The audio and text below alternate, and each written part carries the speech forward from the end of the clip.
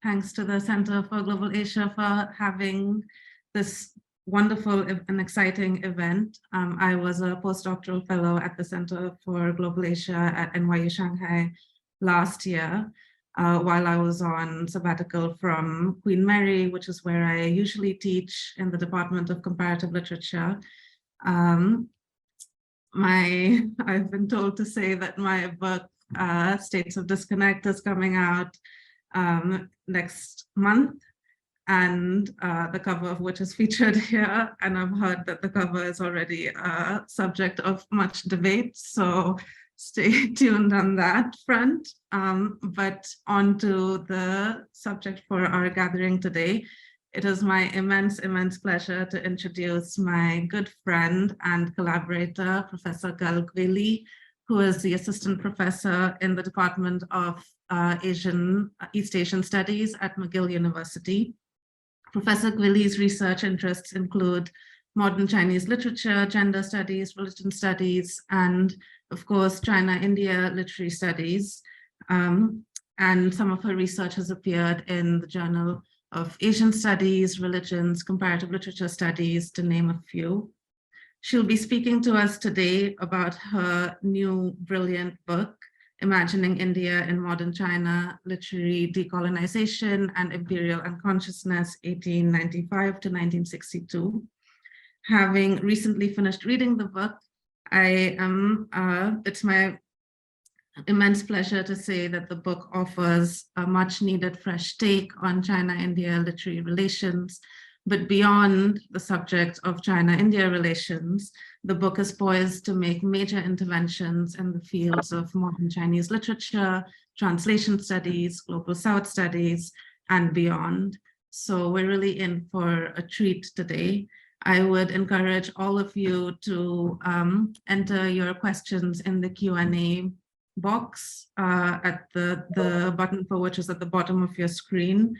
And we'll have plenty of time for questions at the end. I'm sure it'll be a very productive discussion.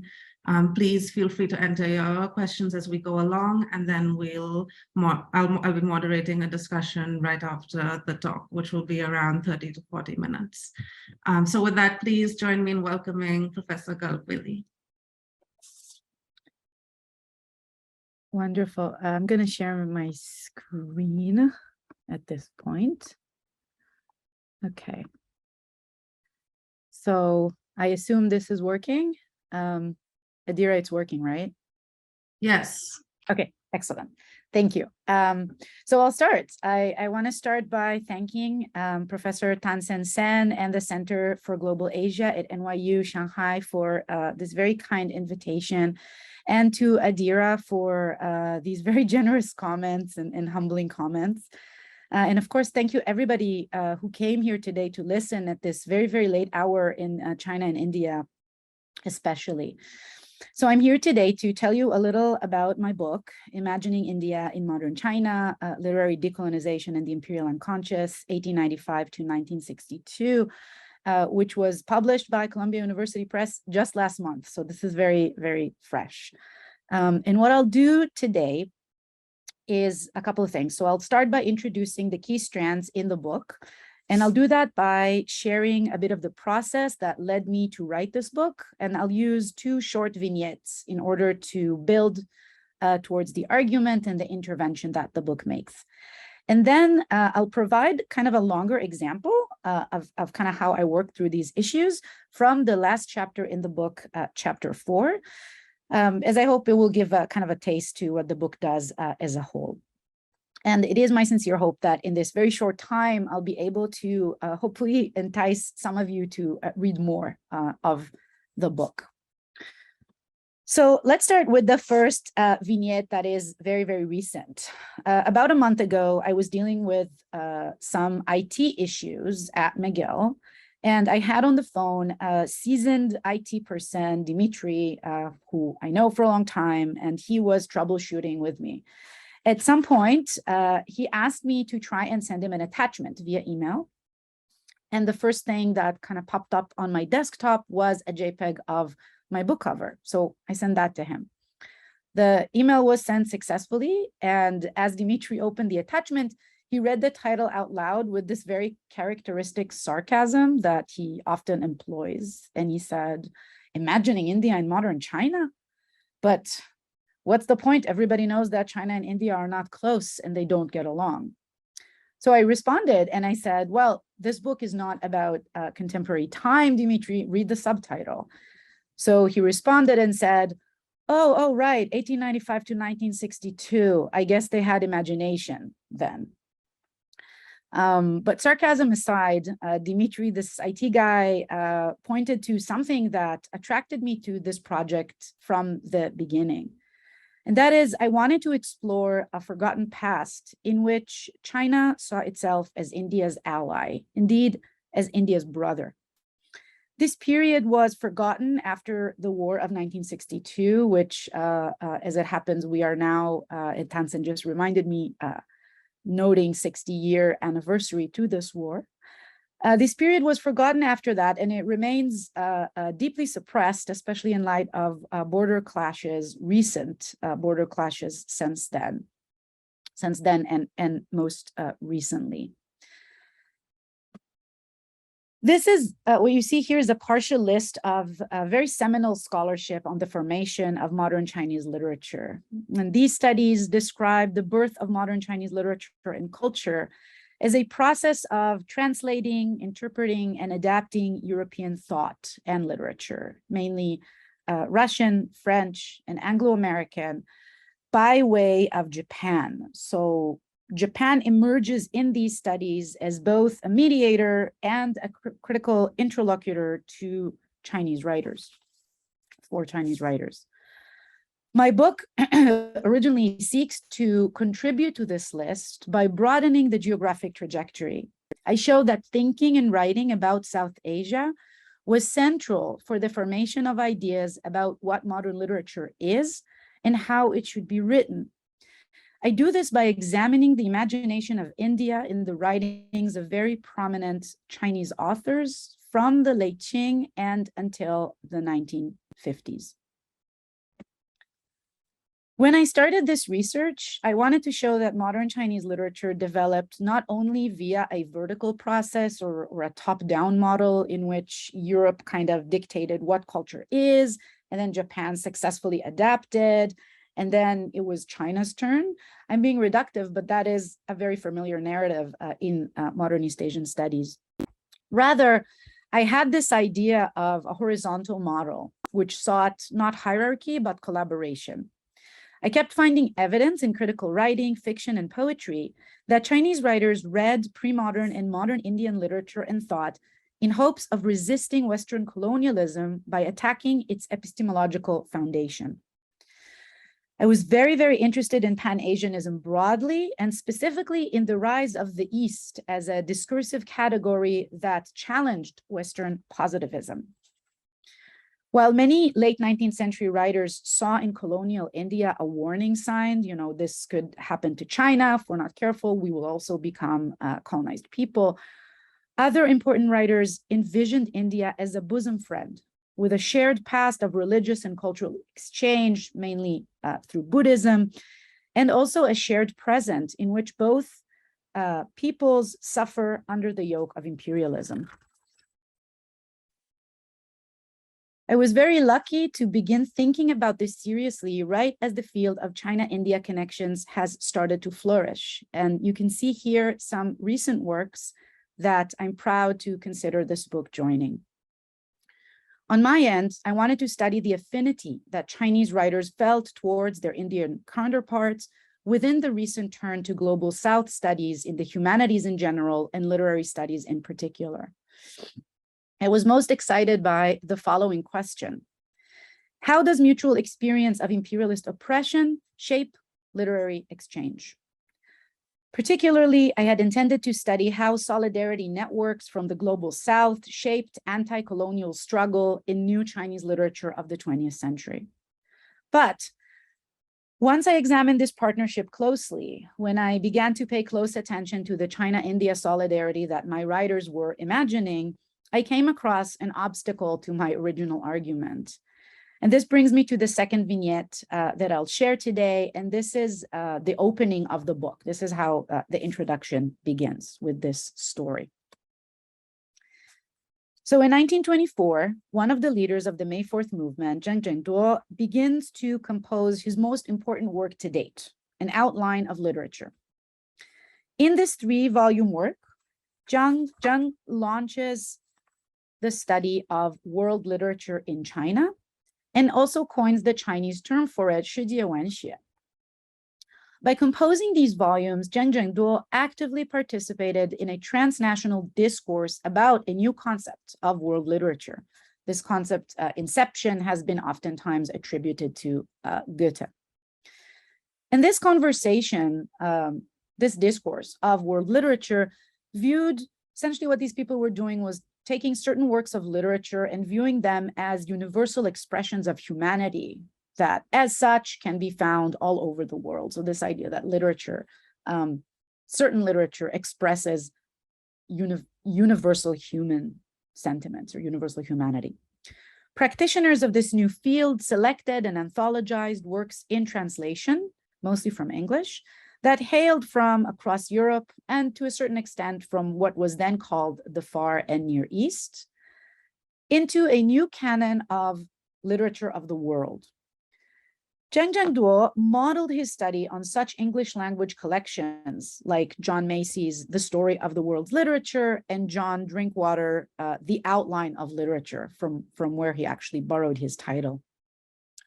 But in Zheng's work, there was one major difference.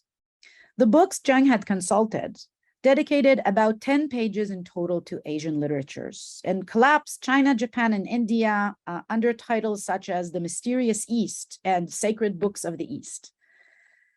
Zheng Zhengduo, on the other hand, composed substantial chapters on Chinese literary history and wrote at length about Vedic and Buddhist scriptures, including a separate chapter on the 2 Sanskrit epics, Mahabharata and Ramayana. Making a distinct intervention in the Anglophone field of world literature, Zheng Zhengduo's project essentially wrote the literatures of China and India into the canon. But as I discovered when I began to read the chapters on India more closely, undoing the Eurocentric canonization of world literature was not that easy.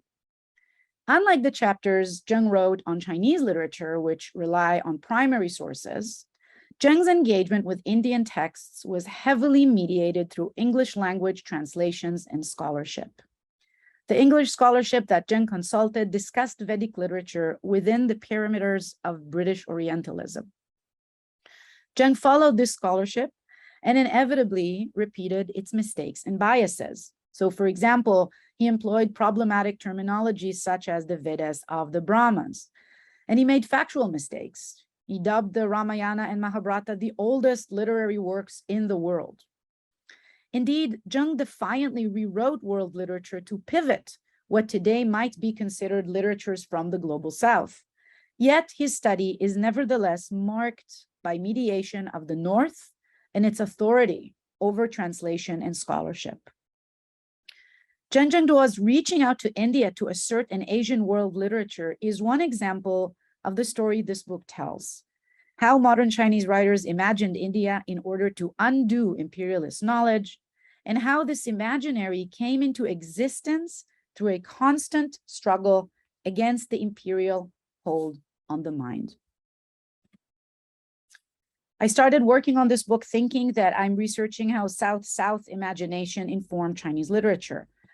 But when I interrogated what this promise of South-South camaraderie symbolized for many Chinese writers, I realized that the vast majority of Chinese intellectuals in the early 20th century did not speak nor read Indian languages. To build their knowledge of India, indeed to reach out to India for a global South imaginary, most Chinese writers, though not all of them, as we'll see later in this talk, had to consult English language translations and Orientalist scholarship, which came, of course, with their own agendas. So this is the larger problem in post-colonial scholarship and comparative literature that this book grapples with. And that is the question, what do you do when you want to form solidarity with another colonized people? But to do so, you must pass through the colonizing language. This problem that Chinese writers dealt with was not foreign to me because, to my misfortune, like them, I too do not speak or read Indian languages. English also mediated my encounter with the literature that my writers were working on. And so working on this book compelled me to read broadly about the origin of certain terms and theories that appear in Chinese writing, only to find out almost always that these terms derive from European philology, folklore studies, comparative religion, and more classical older Orientalism in general. The framework I develop in the book to understand how mediated translation shapes global South exchange is what I call South-North-South. I argue that the contested yet continued shadow of the North, in my case of English language, is an inescapable mediation built into the history of South-South interactions. Importantly, reading the Chinese imagination of India as an instance of South-North-South exchange, a collaboration that is indelibly marked by the imperial unconscious, does not render meaningless the genuine solidarity and connectivity Chinese writers felt towards India, nor the body of literature they produced that speaks to this affinity. Rather, this book acknowledges the undeniable historical realities against which South-South possibilities were imagined. The literary readings it offers interrogate and bring to light how difficult it is to truly decolonize literature by delineating a new history of the struggle to do just that. So at this point, I'll move to an example of how I unpack these issues in the book. And my example is drawn from my chapter 4, which focuses on the Chinese translation and stage performance of the classical Sanskrit drama Shakuntala and the Ring of Recollection, originally composed by the 5th century poet Kalidasa. This translation, I'm focusing on the 1950s, was done by arguably the most famous Chinese Indologist of the 20th century. And I'm talking, of course, about Zi Xianlin. I'm sure here today, many recognize this name. Zi Xianlin was a renowned scholar and diplomat. He was trained in Indology in Göttingen University in Germany, and his career spanned more than 60 years, in which he composed seminal studies in fields very vast, straddling China-India historical connections and interactions. Zi Xianlin was incredibly versatile and studied topics as varied as Tocharian linguistics, Buddhist texts, history of manufacture and trade of paper, silk, and sugar, and also comparative literature, of which he was a specialist. In 1956, Zi published the first translation of Shakuntala to modern Chinese from the original Sanskrit. His translation was followed almost immediately by an unprecedentedly grand theater production. I'm choosing this example because in several ways, the story of Shakuntala in China, the story of Shakuntala's translation to Chinese, demonstrates the arc of the whole book. In the first decades of the 20th century, as I noted, Chinese writers relied almost exclusively on English language translations. But by the 1950s, several pivotal Chinese intellectuals read and spoke some Indian languages, and their dexterity opened the window for a more rigorous engagement in Chinese-Indian cultural similarities and cultural comparison. In other words, while European translations and scholarship did not disappear, the nature of mediation changed. The book then leads the reader from the early days of fully mediated translations to the climax of Chinese Indology, which practitioners were specialists working in original languages. Zi Xianlin worked with his linguistic knowledge and rigorous research of China-India connections to produce a translation and stage adaptation that did not disavow his own academic training in the global North. Rather, Zi Xianlin openly recognized the impact of German, French, and British translations worldwide, but offered a rebuttal to their interpretative framework. I want to start with a little bit about the theater production of the drama that I mentioned, which Zi Xianlin was very aware that his translation will be shortly adapted. And he wrote the translation essentially for the stage. So on the eve of May 7th, 1957, the pivotal, then largest, China Youth Art Theater in Beijing debuted a performance of the Sanskrit drama Shakuntala and the Ring of Recollection, rendered in Chinese as Shagung Dalo. The drama, just a little bit about it, portrays a love story between Shakuntala, a young woman who is raised in a forest hermitage with animals and flowers, and King Dushyanta, who rules the land. Shakuntala, because of her love and because she will marry the king, must leave the forest and join the king at the royal court. And this is sort of the most dramatic part of the drama, this saying goodbye to her home. There are conflicts and separation, and in the end, of course, a successful union. The Chinese production of 1957 was as high profiled as it gets. During the preparation, the high caliber director Wu Xue traveled to India, where he consulted with famous actors and directors. Wu Xue also hired the leading film and stage music composer Liu Che, who studied the musical arrangements in Indian film that were available to him in Beijing. Most famously, the iconic dancer Kamala Lakshman, who visited China at the time, personally choreographed and trained the actors and dancers to perform Indian-inspired dance routines accurately. And this production was the first performance of a classical Indian drama in China, and its timing was very fortuitous.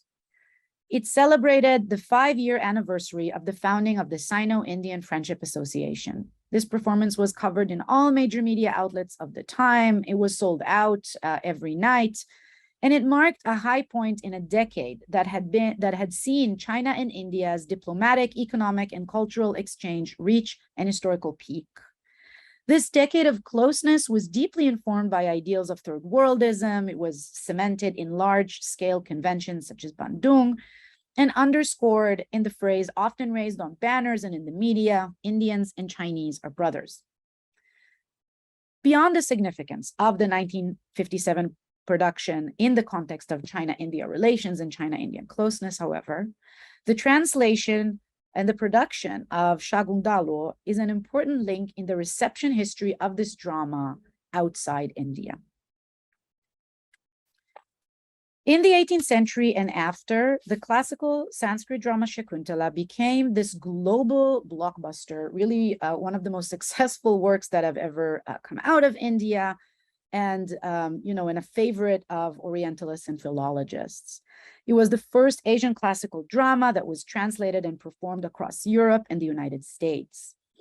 William Jones, who founded the Asiatic Society in 1784, arguably, established a field of Orientalist scholarship in 1784, dubbed Kalidasa, the author, the Indian Shakespeare. Goethe saw Shakuntala as a perfect example of world literature, and he wrote a widely cited ditty that I put here about the drama. Schubert composed an opera titled Shakuntala. He didn't finish it, but it was finished after his death, and it was performed.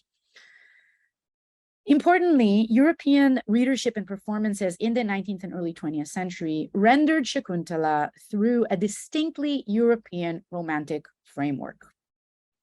And Romila Thapar wrote a really wonderful book about this. The female protagonist was portrayed in these productions and in these translations as this primordial, unscathed child of nature. The fourth act of the drama, in which Shakuntala leaves the forest to join the king in the city settlement, the most important part of the drama, it's also called the core. This part was interpreted and performed in Europe as this very emblematic Christian fall from grace, as a girl losing her innocence. European Orientalists turned, in fact, to Shakuntala to bolster a romantic view of India that was very popular across Europe at the time, especially in Britain and Germany. British and German philologists and folklorists were completely obsessed with classical Sanskrit culture. They argued that in order, why Sanskrit culture, why go to India? Well, they said, if we want to tap into these pristine primordial origins of human emotions, these pure emotional terrain of man that we in the West have lost after the Industrial Revolution, people should all read Sanskrit literature, because in uncivilized Indian culture, these emotions and these very primordial human conditions remain intact to this day. And so we should turn to this literature to really understand what innocence is, what human innocence is. China's reception of Shakuntala in the 50s demonstrates a radical departure from these patterns. In the earlier part of the 20th century, Chinese intellectuals and translators who were also, so interest in Shakuntala in China started not in the 50s, it started in the 20s. And these earlier translators were essentially following the European reception. They consulted translation of the drama to French and English because this was what was available to them. They discussed and they cited Goethe, and they introduced Shakuntala as this Western certified masterpiece, kind of a bona fide masterpiece, because everyone in Europe believes so.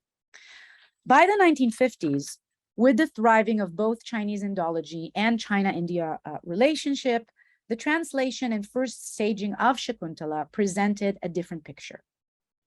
If Chinese writers in the teens and 20s embraced Shakuntala because it was canonized in the West, the 1950s translation and performance contextualized Shakuntala within a comparative history of trans-regional cultural exchange. As a result, Zi Xianling was able not only to deliver a celebrated translation, but also through the translation and the ensuing staging, to make a case for the critical relevance of Indian classical literature to 1950s Chinese literary theory. So what I show in the chapter is how he really brings Shakuntala to bear upon the immediate and pressing concerns of the day within the artistic and literary circles. Zi Xianling's translation opens a window for us to an important dimension of 1950s Chinese aesthetic culture. The Chinese translation, Shagundalo, engages one of the key concerns of Chinese socialist art, and that is the problem of referentiality. In literary studies, referentiality basically indexes the relation between a text and the reality it depicts, or between the fictional world and the non-fictional world. So how does literature engage the real reality? What's between a fictional description and reality? This very problem of the relation between art and the world it represents deeply informed contemporary debates in China. In particular, it informed the most paradigmatic literary dictum of the era, the directives given by Mao Zedong in a series of lectures that were later published as talks at Yan'an Forum of Art and Literature. The talks, this document, just very briefly, I'm just presenting one point that Zi Xianling kind of engaged with. The talks delineated an elaborate literary theory that comprised of Mao's pronouncement on what literature is. So he defines what is literature and how one should go about writing it.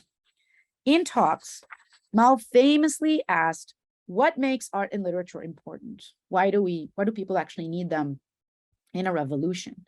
And Mao argues that the practice of artistic creation essentially processes the raw materials of life into a condensed form that is the artwork. So he explains what is the process of creation. Revolutionary literature and art are, in this sense, life in a more distilled and purified form, more beautiful also. As such, art gives the people a sense of truth about their lives that their everyday reality does not. And Mao cemented this view in one of the most cited passages from talks. I'm going to read it here because I want to show later how Zi Xianling engages it directly. And Mao Zedong says, although man's social life is the only source of literature and art and is incomparably livelier and richer in content, the people are not satisfied with life alone and demand literature and art as well. Why? Because although both are beautiful, life as reflected in works of literature and art can and ought to be on a higher plane, more intense, more concentrated, more typical, nearer the ideal, and therefore more universal than actual everyday life. So to sum up, art and literature in the People's Republic of China in the 50s had to not simply reflect reality, okay, not simply show what is there, but actively produce a better version of it, a new and improved world, a communist utopia, so to speak. The key concept assigned to this during the 50s, assigned to this ideal of literary reality, was Zhenshi, which can be loosely translated as truthfulness. And what Zhenshi meant is that instead of portraying reality via mimesis, as Chinese writers practiced in the 20s and 30s, in other words, instead of supporting art that reflects what is real, you know, breaks the fourth wall, etc., the 1950s and beyond touted an artistic portrayal of what is true. A Zhenshi portrayal in art and literature was a heightened, stylized, idealized version of real reality. Ji Xianlin demonstrates a profound engagement with Zhenshi aesthetics throughout his translation. And I'm now going to show how. In a very substantial preface that he appended to the translation, Ji offers a theoretical discussion of the representation of reality in Shakuntala. He essentially envisions Shakuntala on paper and on stage as the embodiment of a reality that is, in the words of Mao, nearer the ideal. In the preface, Ji draws upon his profound knowledge of Sanskrit and Indian history to frame the problem of literary referentiality, the relation between literature and reality, as central to the aesthetic sphere. And he asks, what makes Shakuntala the ultimate masterpiece? And then he submits and says, the magnificence of Kalidasa lies in his particular ability to take up common themes and familiar stories and recreate them in poetry that breathes new life into the characters. In characterization, he argues, Kalidasa has reached an astonishing degree of truthfulness, of Zhenshi. Here, Ji Xianlin draws directly from the aforementioned Maoist artistic discourse on the relation between the artistic act and reality. When an artwork is successful, it reaches a high level of Zhenshi, of truthfulness, defined as a more intensified sense of reality. Ji notes, for example, Kalidasa's stage directions and how they detail the facial expressions of every character, their movement, their voices. In doing so, he translated all of them, by the way.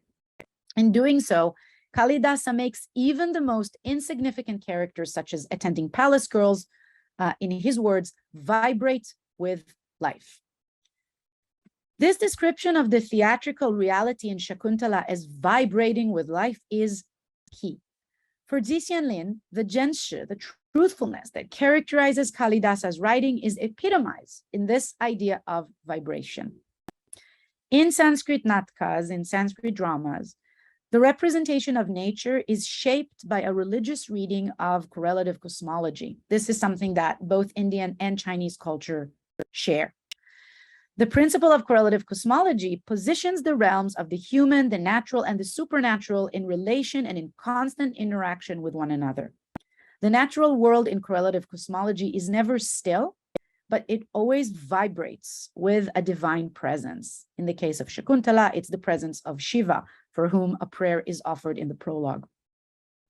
This notion of resonance and vibration between humans and the natural world is an excellent example of trans-regional cultural exchange between China and India, because, as Robert Scharf has shown, through the transmission of Buddhist culture, resonance and vibration became an important part of Chinese correlative cosmology and of Chinese classical poetry.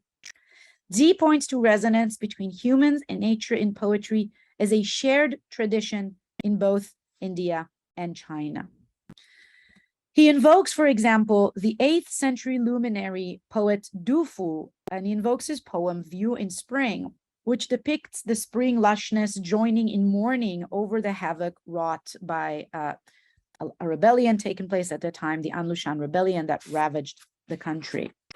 Ji compares the verse stirred by the time, flowers sprinkling tears splash, hating parting, birds alarm the heart, to the 4th act in Shakuntala, in which the heroine says her goodbye to the forest hermitage, and the flora and fauna all respond to her feelings. Flowers lower their head, animals sob in sympathy, with her sadness. So Xi Xianlin takes this example and says, both in China and in India, this understanding of how nature works with the human is similar. It's the same.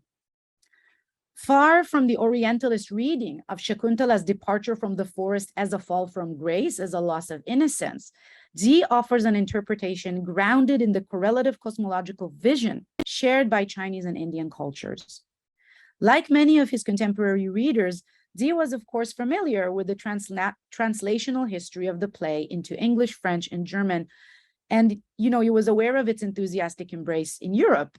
He mentions this to bolster his statement that Kalidasa is India's most renowned poet and one of the greatest writers in the history of world literature. So he too uses 世界文学, the term that Zheng Zhenduo coined.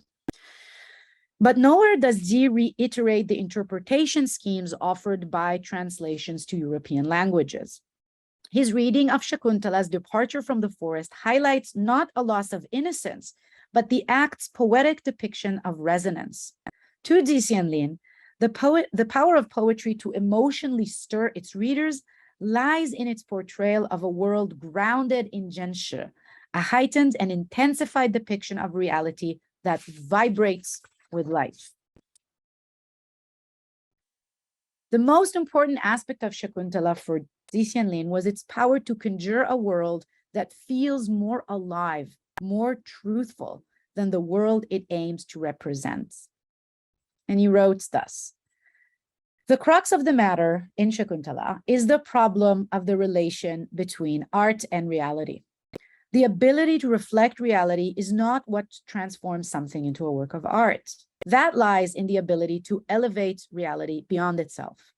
Chairman Mao said, life as reflected in works of literature and art, compared with ordinary actual life, can and ought to be on a higher plane, more intense, more concentrated, nearer the ideal, and therefore more universal. An artist's creativity is expressed in his ability to elevate the real, the 显实性, to the true, 真实性. The fact that readers in India and outside of it are deeply moved by this play, the play's very power of moving lies in its truthfulness and not in its realism. Importantly, the director of the stage performance, Wu Xue, reiterated these words. In an article about the play, about the production, published in China Pictorial, Wu noted, a well-known myth has been bestowed upon the world by the masterful pen of this writer. In his profound, truthful, again, 真实, portrayal of characters, he immortalized this drama, which is an apex of world culture. In 1950s China, Shakuntala was thus celebrated for its brilliance in bringing characters to life and in creating a reality more intense, nearer the ideal. Kalidasa was understood to be a master in extracting the true from the real, in, if you wish, a master of socialist realism in an unintended way. Xi Xianlin recognized the rise to fame of Shakuntala because of its enthusiastic embrace in Europe. Yet his translation, as well as the ensuing successful theater production, called attention to trans-regional modes of classical criticism to bear upon, indeed to help illuminate, contemporary paradigms of socialist culture. So to conclude, what can we gain today from revisiting and scrutinizing a forgotten history of imagined solidarity through literature? Can this type of reflection teach us something about contemporary crises and clashes between China and India? It is my hope that those who read the book will think about the time before the War of 1962, after which projects such as Xi Xianlin's went underground. So I hope people will think about a time before 62, and before this very tension moment that is the contemporary moment. And I hope people will think about this not for nostalgia's sake and nor to idealize a bilateral friendship, but rather to assess the grip that imperialist legacies had and still have on how we understand alliances. I'll conclude with words from Ashish Nandi, drawn from an address he delivered to a group of Chinese and Indian poets who came together to start a dialogue in 2009. I find his words very inspiring and really speak to the heart of what I'm trying to do in the book. Nandi spoke to why we should read literature, of all things, so why literature and not other types of expressions, to better understand beyond familiar binaries the loss of friends. He talks about how literature allows us to not take sides, but nevertheless to mourn what we have lost. And Nandi says, we have forgotten the language of mourning. Our literature, our art, they do reflect this mourning of what we have lost. But that is by default, because while negotiating modernity, both these civilizations, so China and India, have learned to shed the language of mourning. They have learned the language of accountancy, the gains and losses from different sectors of modernity as it enters different sectors of our lives. So we are supposed to celebrate only what we have gained from modernity and not lament the fact that there are crucial elements of ourselves which we have to jettison or reject or discard in accepting modernity. This rejection of the language of mourning is most pronounced in our social knowledge. As I have said, in literature, it can enter indirectly, despite the writer or the artist. Even when the artist is proudly modern, there can be that recognition of what we have lost. Thank you very much.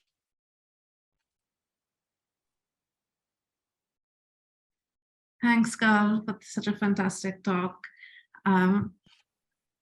We are going to move into the discussion portion of the event today. So just as a reminder, please submit your questions through the Q&A button at the bottom of your screen. Just to get the discussion started, I wanted to ask you, Gal, about mediated translation or indirect relay translation, which is at the core of your book. And you make a point early on in the book about how this is a relatively neglected part of translation studies and of indeed understanding our understandings of modern Chinese literature. And I completely agree, and it's especially glaring because of how central mediated translation was in the time period that you're looking at in the sphere of modern Chinese literature. I wanted to ask you to reflect a little bit on the differences between Japanese, which was the other main language of mediation in terms of translation, and English, and to invite you to speculate a bit about why, in whatever few studies do exist on indirect translation, the focus is really on Japanese as that language of mediation, and why English as a mediation language has kind of enjoyed a position of relative invisibility in conversations on indirect translation in the context of modern Chinese literature. Thank you. That's a great question, and I'm glad you're raising it. So interestingly, first of all, I do mention in the book that relay translation has been relatively neglected, but it is a great joy to say that actually a bunch of books on that topic are coming out this year. And we're actually, those of you who are going to be in AAS in Boston, we're actually having a panel on relay translation, and all of us presenting there have a book coming out in 2022 about relay translation. So Carlos Prado Fons has this excellent book called Secondhand China, where he looks at how China was translated in the Iberian Peninsula. And Pei Yu Yang looks at how the Nakhda writers in Egypt, in 19th century Egypt, engaged Chinese writings through translations to French. And there are some other people who are working on this. So kind of very recently, it somehow became more noticeable.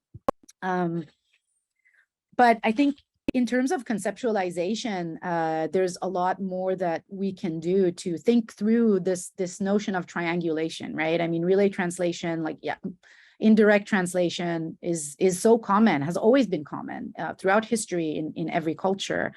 But somehow we still, most translation theory, at least that I've consulted, really sees translation still as this movement between two languages.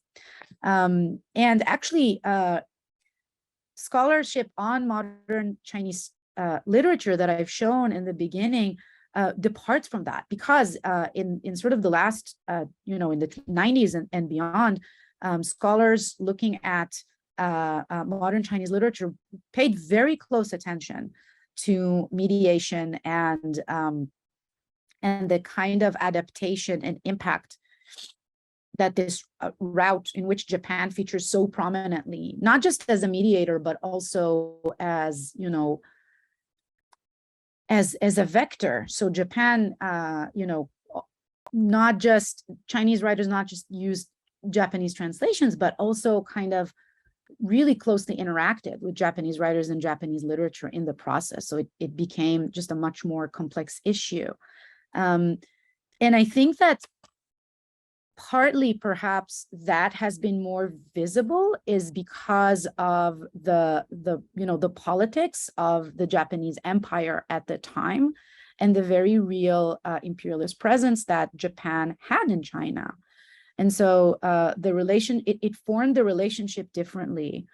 And also Japan was, just immensely important, obviously. English, I think, has managed to remain transparent in various ways. And actually Amir Mufti, whose book Forget English was very helpful for me as I was writing this, talks about this exact thing. There are various reasons, right? I think nowadays, because English is still such a hegemonic language in academic work, it is sometimes forgotten or not paid close enough attention to. Its very, very dramatic role in establishing all these fields that we now see as post-colonial, including post-colonial scholarship and global South studies. So I think in that sense, it was easier to see that. In another sense, and this is kind of the intervention I hope to make in South-South studies and global South studies, is that there's just something so luring about thinking about an alternative, right? So I mentioned that in the talk when I started, and for my job talk, for example, I said, oh, I'm adopting a horizontal approach. I'm moving away from the vertical. I'm moving away from hierarchy.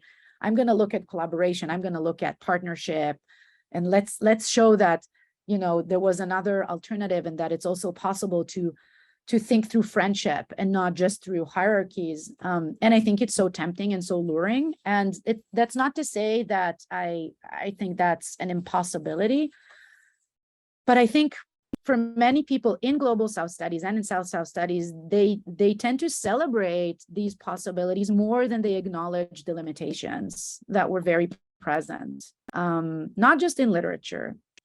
So while it's important to kind of remember and celebrate the global 50s, it's also important to point out that, in all these major conventions, there was relay translation was huge. There are all these excellent articles recently on relay translation in cinema, for example, as well. How does the fact of mediation changes the relationship, not to make them unimportant, but rather to understand them in a more nuanced way. So I hope that answered the questions a little bit in terms of the differences. Thank you. Thanks, Carl. We have a couple of questions coming in. The first question is about the use of G's use of the category correlative thought as a common feature linking India and China. And the question is just to invite you to say more about this category. How does G use it? What's its genealogy? Sure. So correlative cosmology, or more specifically, sympathetic resonance, this model of stimulus and response, the idea that humans are kind of porous to nature, that we're not sort of distinct from nature, but rather we are linked to nature and to the natural and supernatural worlds, is something very, I could speak from the China side, it's very, very foundational. So it didn't sort of start with the encounter with India. However, importantly, once Buddhism, because in Indian Buddhism, specifically this notion that there's resonance between humans and nature, and that what a human does, nature would respond in sympathy, and vice versa. That idea, at least according to some scholars, developed in China much further once encounters with Indian Buddhism began more in earnest. It was also a category that is used in Japanese Buddhism from a few things that I read. And this idea really kind of influenced the idea of correlative cosmology and sympathetic resonance, deeply influenced classical criticism in China. So criticism of classical poetry. Poetry was understood to be, something that is linked and connected to nature. Zixinling, what I found very, very interesting is that he talks about how he makes this comparison between Tang poetry and Kalidasa, who wrote a little bit earlier than that, but he talks about the Gupta Empire and the Tang Dynasty Empire, as he finds commonalities in the development of literature and art in that period, and in the development of these models. And then he brings up this comparison.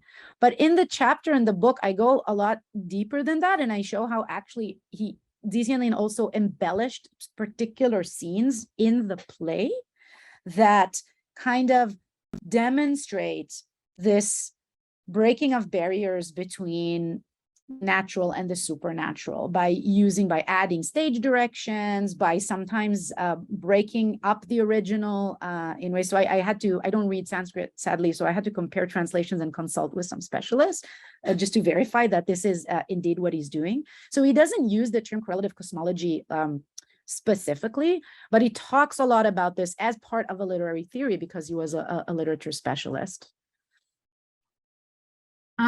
Thanks, Carl. It's actually related, your response is related to a question that just came in a couple minutes ago. So maybe briefly, the question is also on correlative cosmology, and it's about the difference between how correlative cosmology appears in your readings from the 50s versus what may have been deemed superstition in the 20s.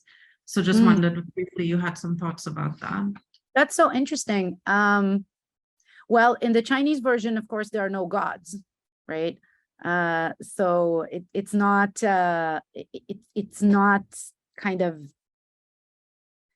as attentive to the ceremonies to Shiva and to other elements within the original, but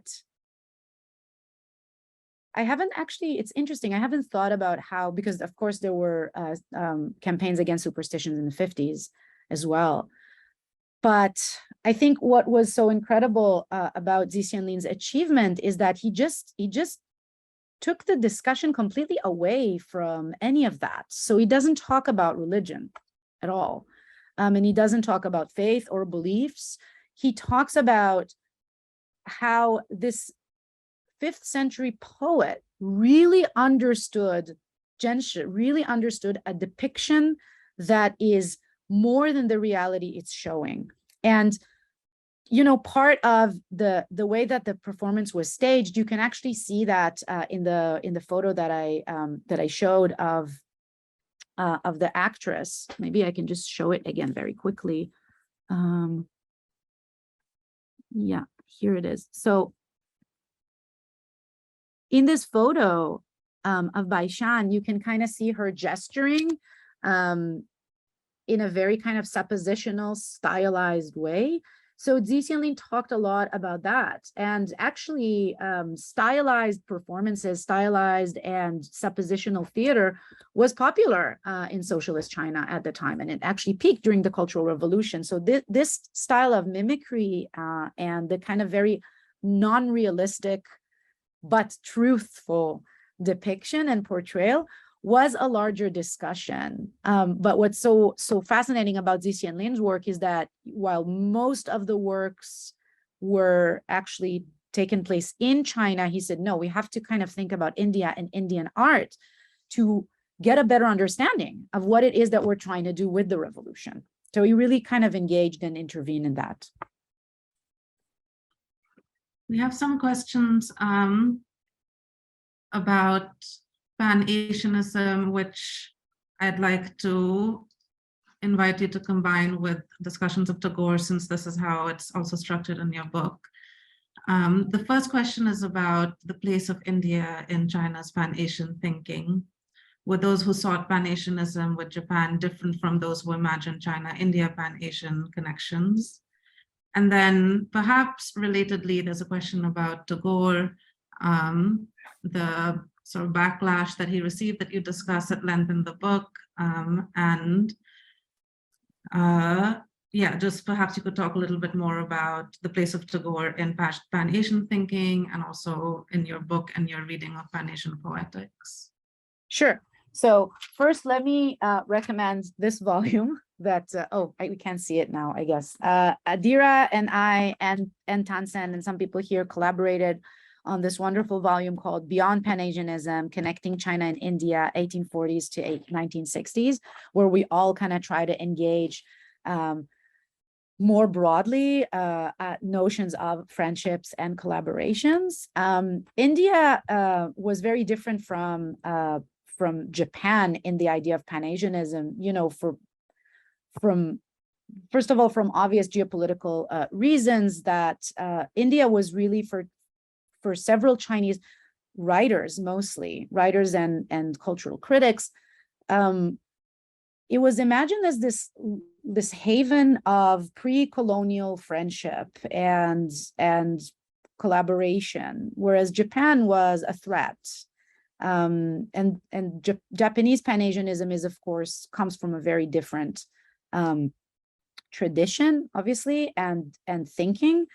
The Pan-Asianism, or India's role in Chinese Pan-Asian thinking, has a different trajectory that people like Liang Qichao and Liang Shuming, thinkers from the earlier 20th century, kind of developed and brought to bear. And in that particular Pan-Asianism, China and India are sort of imagined as brothers, as offering a different way of life to Western positivism, a more spiritual, it's a very loaded and problematic word, but essentially something that is different than Western positivism and materialism. So this is also very problematic, right? Because all of this thinking about Asia as in the East as something different from the West, and this kind of shelter from modernity, technology, and devastating science, that type of thinking, even though it developed tremendously in China and to a certain extent in Tagore's works, and also in Japan around the same time, that kind of thinking really emerged, according to several studies into my own research, actually emerged in the West.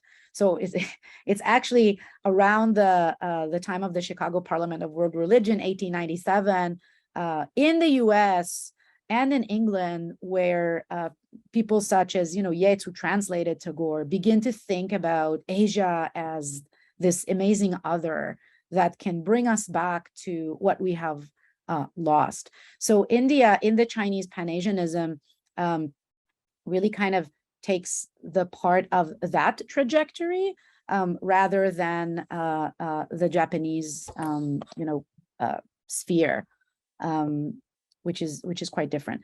And as far as Tagore, so one thing that I show in the book, and I'll just be very, very brief, because I have a whole chapter on Tagore, and I've also published it as an article. Tagore was really kind of my entry point into this whole book and into thinking about these issues. And what I found was that while indeed, and very famously, right, Tagore himself wrote about this, his message was rejected by many intellectuals and thinkers in China, especially Marxist thinkers, and the actual physical reception in some of his talks was very negative, and they had a pamphlet denouncing him kind of distributed there. He left China very disappointed. However, Chinese poets, especially such as Bingxin, Xu Zhimo, and others were completely enthralled with Tagore's work, and they, and they continued to think about his work, translate him, celebrate his work, write about him, write to him. So there was a completely different reception in poetic circles. And this is why I think that literature is important, because it's a sphere that is quite different from the geopolitical sphere. Brian Sway has written about China-India Pan-Asianism within a political sphere, and the Kuomingdan's relations with Gandhi, etc. So he has a chapter in his book about that. But I find that the imagination of the East and Asia and Pan-Asianism, the most productive site for that was in literature, in Chinese literature in particular. Just to return to the 50s for a moment, there are two questions on Yan'an and G's translation of Shakuntala. One of them is about the connection between Mao's speeches at Yan'an and G's preface. As would you characterize that connection as something other than a discussion of authenticity? Is it not basically a discussion of authenticity, the question asks? The question goes on to say, because the two were published a bit far apart, the second is that it seems that during the Republican period, the Chinese artists set off a wave of travel to India to study fine arts, a phenomenon that could not be discussed in connection with the literary imagination and curiosity about India. Cannot be discussed? Yeah, the question should be able to see the text of the question as well. Okay, I'll just open it very quickly. And then linking to the visual arts and visualization aspect of the China's literary relationship with India in the 50s, Tansen has a question about films and dubbing. Does the dubbing of films and visualization of India through these films impact the imagination of India? Is dubbing the same as translation? Well, I wish Krista was here to take this question, actually. Dubbing is really, really, really interesting. I haven't done too much work on it, though there is this article that I recently read that I'm pulling up very quickly that looks at relay translation in the Soviet system. So it looks at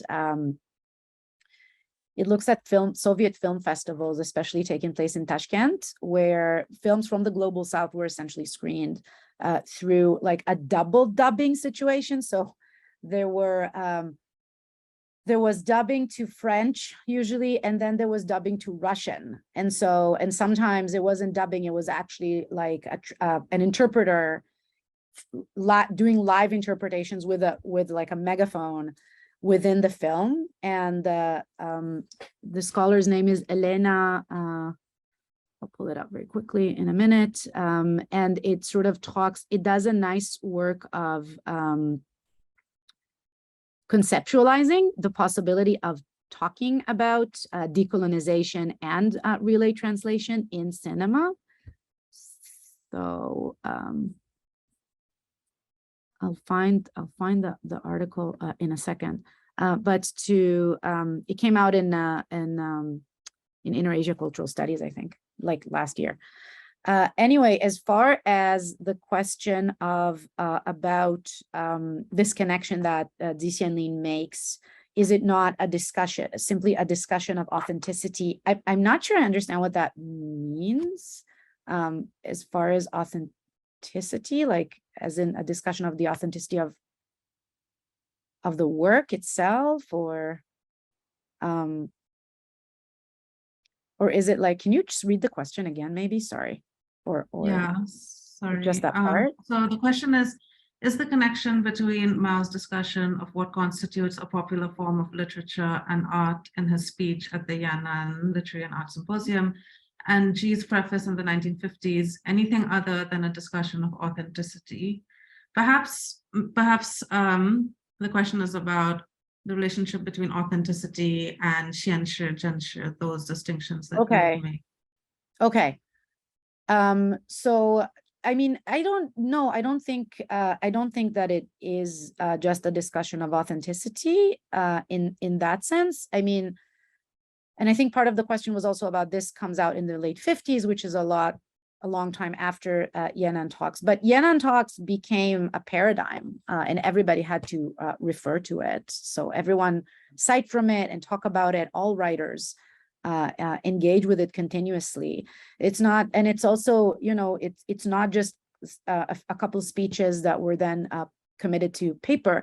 It's a very, very complicated literary theory that Mao Zedong phrases, and it's been theorized and explained exacerbatedly. And so this idea of genshu, of truthfulness, emerges from that. And in the book, I cite some contemporaneous thinkers and scholars that engage with genshu and explain it.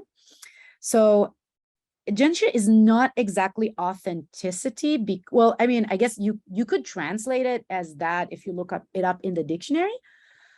But the idea is really that the reality you represent in art is not realistic. It doesn't need to look exactly like what you see in everyday life. In fact, it's better if it doesn't.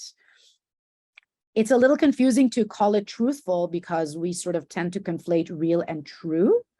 But the perception, the artistic perception, is that truth is at the heart. It sort of touches more upon the kind of the potential and the possibilities to have a better existence. So to actually reach utopia. So in Yan'an talks, art and literature are important because people need to be excited and inspired and energized so that they could actually work to make this reality that they see on stage or that they see in literature a reality, a palpable reality in everyday life. So in other words, or to put it more simply, literature and art actually help create a revolution, and they help bring forth utopia because they show that possibility. They show life as beautiful as it can be, more beautiful than what it is, as beautiful as it could be.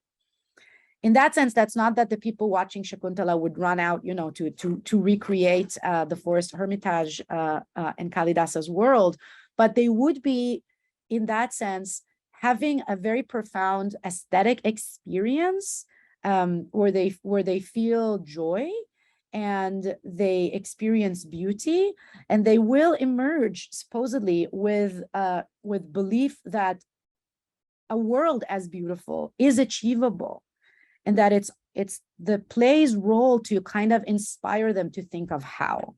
So that's kind of the idea behind it. I was surprised to find him citing Mao Zedong, and I thought at first, when I first read it, that it's just, oh, it's probably just some kind of rubber stamping it so that it doesn't get censored. But after I read throughout the preface and the translation, and I understood, which is what I show in the book, I obviously can't do it in a talk, that the engagement with genshu is so profound. It's not just some kind of thing that he just slaps on there. And as I tried to show, the director, and also by Shan, the actress, she was interviewed by journals asking how she prepared for her role. She mentions this as well. So they all kind of deeply committed to this very stylized kind of acting and movement,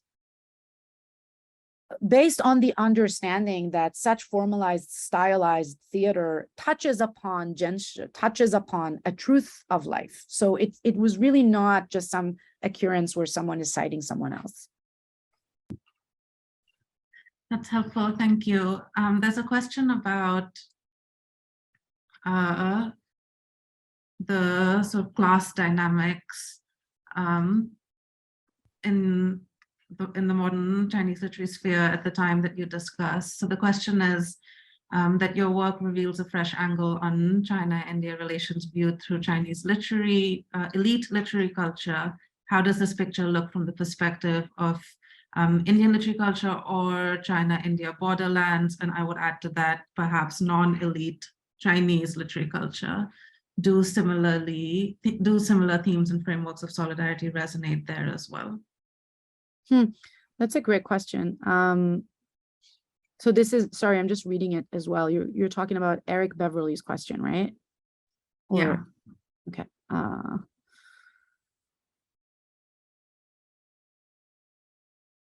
So Indian literary culture is something that I think you can speak to a lot better than me. And you know, and I hope, and I think that's exactly what your book is doing. So everybody should read your book, which is coming out in 2 months, to see, because Adira's work really balances out a sphere of kind of interaction or lack thereof, and how each side kind of imagines the other side. As far as different spheres of engagement, kind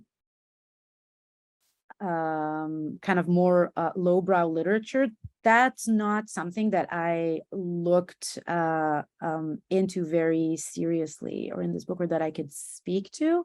But it's certainly a very promising and interesting direction. And actually, our colleague and friend Krista Van Fleet, who is not here, is publishing a book soon on a cinematic exchange between Beijing and New Delhi. And so she, her book and her work look a lot more closely at these kind of more lowbrow cultural phenomena, which is so important because there was real kind of popular imagination and popular exchange between China and India, especially in the 50s. I just wanted to say, I did find the article I was talking about relay translation in cinema, which I highly recommend, and it's called The Liberation Politics of Live Translation, Global South Cinemas in Soviet Tashkent, and it's by Elena Razlogova, so Razlogova. This is to answer Tansen's question about dubbing. So this whole article, which is very short, is conceptualizing dubbing within the context of the 50s. Yeah. And just on the point of like lowbrow literary cultures in China at the time, I would also point the question asker to the volume that Girl showed us before, Beyond Pan-Asianism, that Tansen and Brian Sway edited, which has, can't really see. Which has a chapter in which I wrote a chapter on policeman stories in Chinese and the modern Chinese literary sphere during the first 3 decades of the 20th century. And the policeman Chinese, these are stories that Chinese writers wrote that portray the figure of the Indian policeman who was stationed in Chinese treaty ports during the early 20th century. And these stories are very much part of the popular culture scene. They're written by minor writers and published in very popular literary journals. So that's kind of one point of entry into the place that India occupied in the lowbrow popular Chinese literary imagination. Right. And also we could mention Tansen Sen's book, China, India, and the World, which has a few subsections, very interesting, on travelogues, travel literature written about India by Chinese writers, and also on the 50s on some popular aspects of popular culture. And there's also some great references there as well. So sorry, I can't speak more professionally to that. There are 2 sort of personal questions. The first you've kind of begun to answer. It's about what motivates you to study China-India literary relations. And you mentioned that you approached the subject through Tagore, but perhaps you could say a little bit more about it. And the second question is an invitation to talk about your beautiful cover, the artwork that's featured on your book cover. Great. So yeah, so this is just I guess to share a little bit of the process. I actually, you know, I'm an assistant professor, and we need to make our dissertation into a book, and I started to do that. However, this book is not my dissertation. I started to I did more than started. I did quite a lot. I actually had like a manuscript that I wrote, in which the Tagore chapter was part of it, and there was another chapter on Xu Dishan, this really wonderful writer that is also part of the book. But it was just 2 chapters, and it was part of this larger discussion about religion in modern Chinese literature. So I began because I was very, very interested to study how religion, the concept of religion broadly inspired Chinese writers to think about modernity. So modernity is kind of a non-secular project. And I got to India purely by chance, because when I started looking for what Chinese writers are saying about religion, I inevitably got to Tagore, because everybody who talked about religion talked about Tagore and his visit, because, you know, India is religious, right? So in hindsight, this was kind of this also is a great example to how these routes of translations work, because this idea that India is more spiritual than other places and more religious is something that was also introduced through Orientalist scholarship, and this glorification and idealization of India as kind of as Mother India, as this spiritual haven. And this image was also bolstered by several Indian thinkers, including Tagore, who knew very well how to use it for his own advantage. And so I started working on that, and then it was a part of this broader discussion on religion. And then I realized, as I was finishing this first manuscript that would never see the light of day, I realized that actually this is not a good book, and that actually I need to write a book about the Chinese imagination of India, because it's A, more important, and B, more interesting. And also because this is what I actually been thinking. So I realized that my thinking about religion was really something more, because what I had been interested in is this attempt to turn your back on kind of Western paradigms. But I didn't want to write something like, oh, here's an alternative modernity. Here is something different that is not just submitting to the West. And I realized that India was kind of providing this, this foil, or this kind of means for Chinese writers to think about a different kind of literature, a different kind of modernity. So I started kind of looking into that. And then once I understood that the story I'm going to tell is essentially a story of how imagining a partner in an imperialist era shapes new literature, then the whole direction kind of changed. But interestingly, the chapter on Tagore and the other chapter that I had on India stay exactly the same as they were in the dissertation. So these kernels were there kind of all along. Yeah, but the framing and when I started reading, as I described, I started reading about friendships and South studies, and and I came from this very celebratory, oh cool, like I'm going to talk about how they some sort of like turned their back on the West. I realized that it's more complicated than that, and so that's what led to the book. And I'm very happy to say a few words about this incredible cover art. This is and also to thank Tansen Sen and Elena Yen, who is also a postdoctoral researcher at the Center for Global Asia, who were able to secure the rights for me to use this magnificent painting. The painting is called Autumn in Rajgir, and it was painted by Wang Xiufeng, a Chinese painter who resided in India in late 40s and early 50s and studied art there. And so it's A, very pretty, and B, is a real kind of imagining of India in modern China. And was most important to me is that it is not red.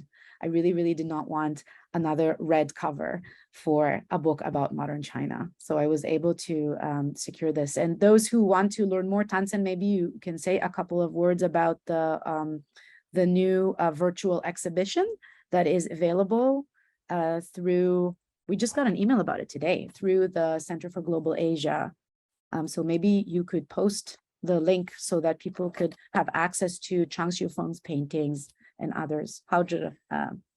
Maybe you could show it and remind people that this is one of the things that the center is doing, curating this wonderful art. Yeah, I think we'll have a few minutes at the end, and I'll hand over to Haja at the end to talk about the fantastic new virtual exhibition that the CGA is hosting on artistic connections between Chinese and Indian artists. in the early 20th century. Before we get to that, perhaps you could take 2 questions. The first is mine. I wanted to ask you, you mentioned wanting to move away from the celebratory South-South dynamic, and you propose in your introduction North-South dynamic in opposition to a kind of fetishization of solidarity or friendship. And I wanted to ask you to just speak a little bit more about how South, North, South is different from the standard colonial model in which anti-colonial relationships are mediated through a colonial center. So under one of the things that Global South Studies or South-South relations tries to counter is specifically that kind of mediation through the colonial center, building of South-South relationships that are not mediated, while simultaneously encountering the possibility of the purity of a non-mediated relationship.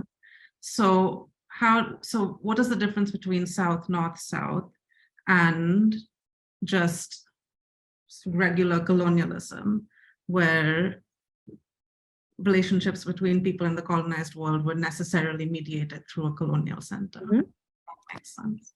So thanks so much for this question. And I'm glad you asked it, because when I was preparing this talk, I was worried that it's just like the book is going to sound like a downer. Like, oh, actually, haha, it's not possible to really have solidarities and alliances. And that's because I don't think that's true. And I think that the way between as you said, fetishizing solidarity as this, kind of, and we see this in diplomatic relations all the time, right? Economic corridors, other kind of examples where friendship is celebrated. It's very, very easy. What are we not seeing? So that's one thing. And then you have the sort of more kind of traditional colonial domination native response. So what do we get from this triangulation of South, North, South? So I honestly think that, first of all, I think that this is where comparative literature as a field has a real something to contribute to society in general, because I think that despite the fact that this had been raised by many people, translation as such is still perceived as this transparent function, right? We think about translation, especially since, the advent of Google Translate, et cetera, and these as something that is immediate, that is transparent, that is simply information passing through channels. And I think that if you take these instances of solidarity and friendship and you think about how translation impacts them, it brings about a different vector through which to think about possibilities. Because to talk about sort of this two-way colonial colonized relationship loses and misses out on a lot of, I don't like the word agency, but on a lot of sort of autonomy and creativity that did happen in colonized situation and between colonized peoples, right?